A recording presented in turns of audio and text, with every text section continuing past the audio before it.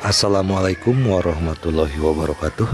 Seperti biasa, sebelum dimulai ceritanya, bantu Mimin tekan tombol like dan berkomentar juga, Tuan dan Nona. Terima kasih sesudah dan sebelumnya. Oke, mari kita lanjutkan saja ceritanya. Bab 2654 Anak siapa yang tidak optimis? Faktanya, Putri Mayat juga terkejut dengan situasi umat manusia saat ini. Jika dia berada di alam rahasia matahari, dia pasti tidak akan mau mengikuti pengaturan Li Fugui. Namun kini, setelah benar-benar melihat bahwa masyarakat manusia ternyata sama sekali berbeda dengan apa yang dibayangkannya, demi memperoleh pemahaman yang lebih mendalam tentang dunia manusia, dia mengangguk dan berkata sambil tersenyum, "Baiklah, baiklah, kalau begitu katakan padaku, hal-hal apa saja yang tidak boleh aku lakukan?" Li Fugui berhenti dan meraih tangan Siji, lalu memperingatkannya kata demi kata. "Pertama-tama, kamu harus ingat bahwa setelah memasuki dunia manusia, kamu tidak boleh melakukan apapun yang kamu inginkan seperti yang kamu lakukan di alam rahasia matahari. Dunia manusia kini punya aturannya sendiri. Kalau kau tidak patuh dan melakukan apapun yang kau mau, membunuh orang kalau kau mau, menyakiti orang kalau kau mau, maka saat umat manusia menggunakan teknologi untuk menghadapimu, aku tidak akan bisa menyelamatkanmu." Siji cemberut dan berkata dengan sedikit gelisah, "Kakak, apakah teknologi benar-benar sekuat itu?" Li Fugui melihat sekeliling dan berkata sambil tersenyum, "Anda dapat melihat bahwa teknologi tidak hanya dapat menghasilkan begitu banyak mobil, tetapi juga semua yang Anda lihat sebelumnya diproduksi oleh teknologi. Sekarang katakan padaku, apakah teknologi ini menakjubkan?" Siji mengangguk sedikit dan berbisik, "Mendengar apa yang dikatakan saudaraku, teknologi ini sungguh menakjubkan." Li Fugui sedikit melebih-lebihkan dan berkata, "Ya, teknologi tidak terlalu canggih, tetapi cukup canggih.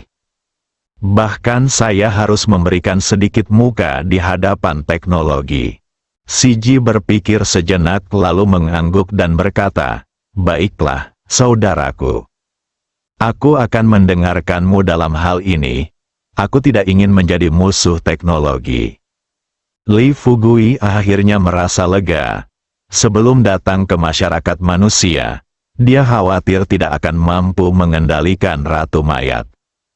Jika Ratu Mayat bertindak gegabah setelah tiba di masyarakat manusia, seperti di alam rahasia matahari, itu akan menjadi seperti bencana alam bagi penduduk kota Hui.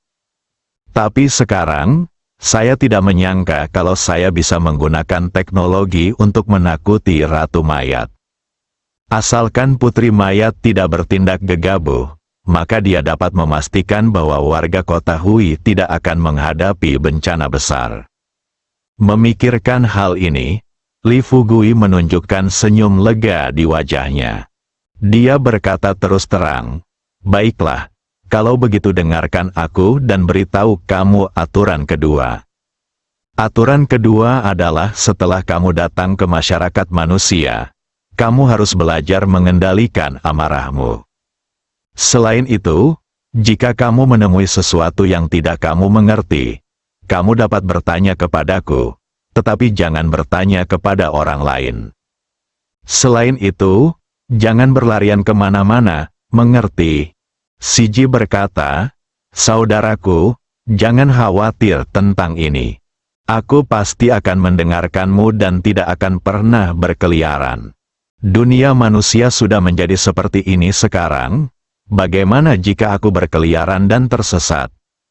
Li Fugui menunjukkan senyum cerah di wajahnya. Dia mengulurkan tangannya. Dia menepuk-nepuk kepala Putri Mayat itu. Dia tersenyum puas dan berkata, "Kakak Mayat, bagus sekali kau bisa berpikir seperti ini. Bukankah kau cukup perhatian? Kenapa kau harus melakukan hal-hal yang tidak masuk akal itu di alam rahasia matahari?" Siji mengerutkan kening dan bertanya, "Kakak, kapan aku melakukan sesuatu yang sulit dimengerti?" Li Fugui menunjuk giginya dan berkata, "Kamu masih bilang kamu belum melakukan sesuatu yang tidak bisa dimengerti." Setelah mendengar kata-kata Li Fugui tiba-tiba, Si Ji cemberut dan berkata, "Kakak, kamu salah menuduhku. Kamu yang mengusulkan permainan cabut gigi. Awalnya aku berencana mencabut gigi Qian Kong, tetapi kamu menolakku." "Apa yang bisa kulakukan?" Li Fugui bertanya dengan bingung. "Si Ji, mengapa kamu ngotot mencabut gigiku?" Putri mayat itu memutar matanya yang melotot beberapa kali dan berbisik, "Aku hanya ingin mencabut giginya. Ada apa dengan itu?" "Apakah ada yang salah dengan itu?" Li Fugui menghela napas dan berkata, "Baiklah. Sekarang setelah kau mengatakannya, apa lagi yang bisa kukatakan? Asalkan kamu tidak mencoba mencabut gigi orang lain saat kamu mendatangi masyarakat manusia, itu tidak masalah." Si Ji berkata dengan santai, "Saudaraku, jangan khawatir, selama orang lain tidak dengan sengaja memprovokasi saya pasti tidak akan mengambil inisiatif untuk menyakiti orang lain lagi." Dengan kata-kata dari putri mayat, Li Fugui akhirnya merasa lega. Dia menarik putri mayat ke pinggir jalan dan berkata kepadanya sambil tersenyum, "Baiklah, ayo cepat ke sana sekarang." Setelah meninggalkan kata-kata ini, Li Fugui dan gadis mayat segera tiba di pinggir jalan. Kedua pria itu berhenti. Ketika Li Fugui hendak membawa putri mayat untuk terbang ke kota di depan, tanpa diduga putri mayat menyarankan, "Kakak, ada begitu banyak mobil di jalan, bisakah kamu menghentikan satu dan membawa mobil ini ke kota di depan?" Li Fugui melirik pakaian pada mayat gadis itu dan melihat bahwa hari sudah gelap gulita. Dia tersenyum getir dan berkata, "Lupakan saja, tidak ada pengemudi yang mau mengantar kita di tengah malam jika kamu seperti ini sekarang." Si Ji berkata dengan bingung, "Kakak, bukankah mobil yang menarik kita? Kok bisa jadi pengemudi yang menarik kita?" Li Fugui berkata, "Mobil-mobil ini tidak berjalan sendiri, melainkan dikendarai oleh pengemudi, seperti tunggangan para dewa di langit. Jika tidak ada yang mengarahkannya, mereka pasti akan terbang ke sana kemari. Mobil-mobil ini, kalau tidak ada pengemudinya, pasti akan jalan kemana-mana." Si Ji mengangguk seolah mengerti dan berkata, "Baiklah, aku mengerti." Li Fugui tersenyum santai dan berkata, "Saya mengerti." Begitu kata-kata itu terucap, tanpa diduga, nona mayat memanfaatkan ketidakpedulian Li Fugui dan menyerbu maju dalam 2 langkah. Setelah sampai di tengah jalan, tanpa berpikir panjang, Si Ji mengulurkan tangannya dan berteriak, "Berhenti!" Pada saat ini, sebuah sedan Passat hitam melaju ke arah kami. Pengemudi mobil langsung mati rasa setelah melihat pemandangan di depannya. Dia tanpa sadar menginjak rem. Tertawa, untungnya mobil itu tidak melaju terlalu kencang dan berhenti kurang dari 1 meter dari mayat putri itu. Udara langsung dipenuhi bau kuat karet terbakar. Pengemudi itu terkejut. Setelah menarik napas dalam-dalam, dia bahkan tidak mau melihat dengan jelas wujud gadis mayat itu. Dia membuka pintu mobil dengan penuh semangat, bergegas keluar dari mobil dan mengumpat dengan keras, "Apa kau gila? Di mana orang tuamu? Dasar bocah nakal, apa kau buta? Siapa yang menyuruhmu berlari ke tengah jalan untuk menghentikan mobil? Kalau aku tidak bereaksi cepat hari ini, mobil itu pasti sudah menabrakmu sampai mati di sini." "Kau percaya?" Putri mayat mengerutkan kening, menatap pengemudi yang marah di depannya dengan ekspresi bingung. Setelah pengemudi selesai berbicara dalam satu tarikan napas, putri mayat bertanya dengan sedikit rasa ingin tahu, "Maksudmu mobilmu bisa membunuhku?" Pengemudi itu tercengang, ketika dia melihat pakaian yang dikenakan putri mayat dan ekspresi menyeramkan di wajahnya, dia tidak bisa menahan diri untuk tidak gemetar. Lalu dia melangkah mundur dengan cepat. Kamu anak siapa? Kenapa kamu keluar tengah malam dengan pakaian seperti ini? Begitu kata-kata itu terucap, Li Fugui melihat situasinya tidak baik, jadi dia bergegas mendekat. Begitu sampai di tempat sopir, dia buru-buru berkata kepada sopir, "Tuan, saya benar-benar minta maaf. Saya tidak mengawasi adik saya." Sebelum Li Fugui selesai berbicara, Siji meraih tangan Li Fugui dan berkata kepadanya sambil tersenyum seolah-olah sedang bercanda, "Kakak, apakah kamu baru saja mendengarnya?" Dia benar-benar mengatakan bahwa mobil ini dapat menabrakku sampai mati. Haha, lucu sekali. Bagaimana mungkin aku bisa tertabrak sampai mati oleh mobil ini? Jika Li Fugui tidak tiba-tiba muncul, pengemudi itu akan mengira ia melihat hantu malam ini. Tapi sekarang, setelah melihat cara Li Fugui berbicara, sang pengemudi perlahan-lahan menjadi tenang. Dia mengerutkan kening dan berkata kepada Li Fugui dengan marah, "Anak muda, ada apa dengan adikmu? Dia berpakaian seperti ini, dan dia berbicara seperti itu." Meskipun pengemudi itu tidak mengatakan sisa kata-katanya, Li Fugui tahu apa yang ingin diungkapkannya. Agar tidak terlalu membuat pihak lain takut, Li Fugui tidak punya pilihan lain selain mendekat ke arah pengemudi itu, merendahkan suaranya, dan berkata kepada pengemudi itu, "Tuan, jangan khawatir, adik perempuan saya sedikit skizofrenia. Saya selalu menganggap diri saya sebagai penjelajah waktu dari zaman kuno." Pengemudi itu berkata dengan marah, "Jika Anda sakit, Anda harus lebih memperhatikan kesehatan Anda." Untungnya, saya mengemudi dengan lambat tadi. Jika saya mengemudi dengan cepat, siapa yang akan bertanggung jawab jika ada yang meninggal? Li Fugui mengeluarkan ponselnya, untungnya masih ada baterai yang tersisa. Dia berkata kepada pengemudi, "Tuan, jangan marah. Bagaimana kalau begini? Saya akan memberi Anda 10.000 yuan sebagai kompensasi atas kerusakan mental Anda dan sebagai ongkos. Bagaimana kalau Anda mengantar kami ke kota?" Sopir itu juga tercengang saat itu, dan bertanya dengan tidak percaya, "Tunggu, berapa yang kamu katakan akan kamu berikan padaku?" 10.000 yuan, Li Fugui mengangguk dan berkata, "Ya, bagaimana menurutmu? Jika menurutmu 10.000 yuan terlalu sedikit, aku bisa memberimu sedikit lebih banyak."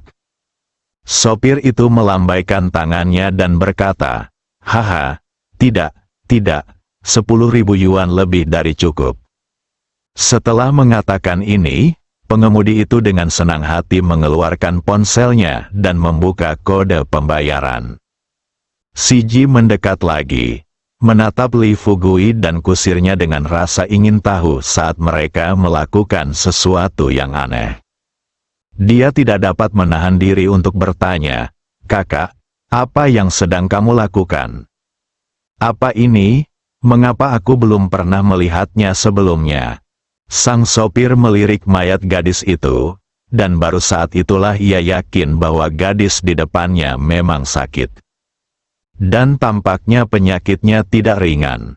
Dengan ide ini dalam pikiran, sopir itu menunggu Li Fugui menyelesaikan pemindahan, lalu tersenyum dan berkata kepadanya, "Kalian berdua bisa duduk di kursi belakang. Dan, adik kecil, kau harus mengawasi adikmu, dan jangan pernah membiarkannya melakukan kesalahan." Li Fugui tersenyum dan berkata, "Jangan khawatir, kakak. Aku pasti akan mengawasinya." Setelah mengatakan ini, Li Fugui meraih tangan Siji dan menariknya ke dalam mobil. Setelah Korps Princess masuk ke dalam mobil, dia mulai bertanya pertanyaan-pertanyaan tanpa henti. Saat ini, putri mayat tampak seperti bayi yang penasaran. sangat kontras dengan perilakunya yang tidak masuk akal sebelumnya. Setelah mendengar percakapan antara dua orang di kursi belakang, pengemudi itu tidak dapat menahan tawa dan berkata, "Kakak, kamu cukup murah hati. Kamu tidak terlihat seperti orang miskin. Mengapa kamu tidak berobat lebih awal ketika adikmu menjadi seperti ini?"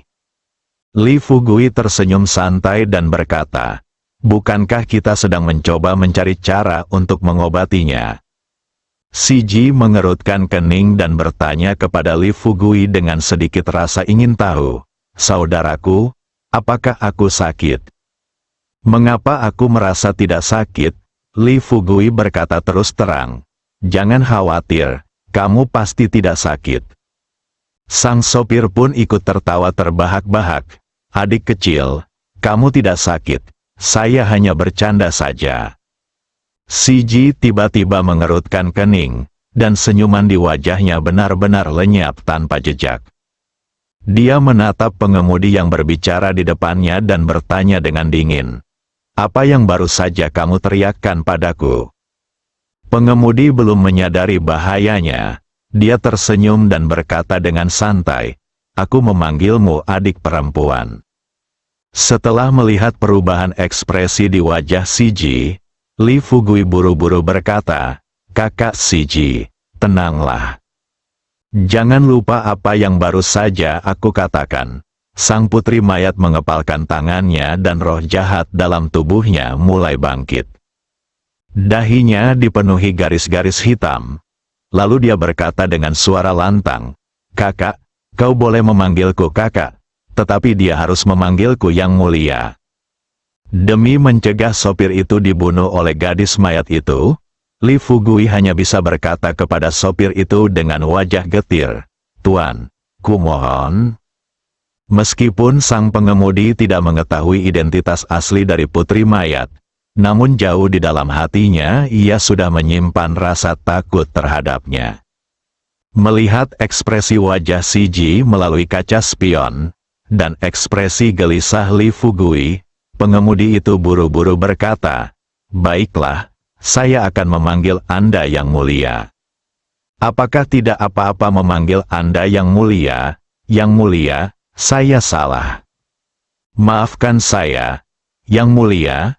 Putri mayat itu mendengus dingin dan memperingatkan pengemudi itu dengan serius. "Dengarkan aku sekarang, aku adalah ratu ras iblis. Kalian manusia kecil. Jika aku tidak meminta kalian untuk berlutut di hadapanku, aku akan memaafkan kalian." Sopir itu menganggukkan kepalanya setelah mendengar ini. Ya, yang mulia, Anda benar. Ini salah saya." Meski berkata demikian, pengemudi itu berpikir dalam hatinya bahwa sungguh tidak mudah bagi pemuda di belakangnya. Dengan saudara perempuan penderita skizofrenia seperti ini, akan mudah baginya untuk dipukuli. Li Fugui berbisik kepada pengemudi, "Tuan, tolong jangan bicara lagi. Kalau uangnya tidak cukup, saya bisa memberi Anda lebih." Sopir itu menggelengkan kepalanya dan berbisik kepada Li Fugui, "Kamu tidak perlu memberiku uang itu. Kamu harus menyimpannya untuk biaya pengobatan adikmu." Mobil segera tiba di pusat kota Hui. Saat itu baru lewat pukul 8 malam. Jalanan penuh dengan mobil dan orang-orang berkerumun di kedua sisi jalan. Ketika Li Fugui melihat pemandangan di depannya, dia teringat bahwa dia sudah lama tidak pergi ke kota besar sejak dia berurusan dengan sekte tersebut. Setelah keadaannya berangsur-angsur membaik, ia berkata kepada sopir, "Tuan, tolong antar kami ke hotel terdekat." Sopir itu mengambil 10.000 yuan dari Li Fugui. Sekarang menghadapi permintaan kecil Li Fugui, tentu saja sulit baginya untuk menolaknya.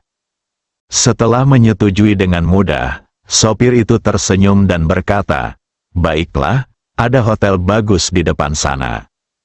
Saya akan mengantarmu ke sana sekarang." Li Fugui mengucapkan terima kasih. Tidak lama, mobil berhenti di depan hotel. Li Fugui menatap papan reklame Hotel Longteng di depannya lewat jendela mobil. Lalu tersenyum dan berkata kepada gadis mayat di sebelahnya, "Kakak mayat, kita sudah sampai, ayo turun dari mobil." Si Ji melihat ke dalam mobil dengan sedikit enggan. Dia bertanya kepada Li Fugui, "Saudaraku, berapa harga perak untuk mobil ini? Berikan dia beberapa perak dan kami akan membeli mobil itu juga." Bersambung.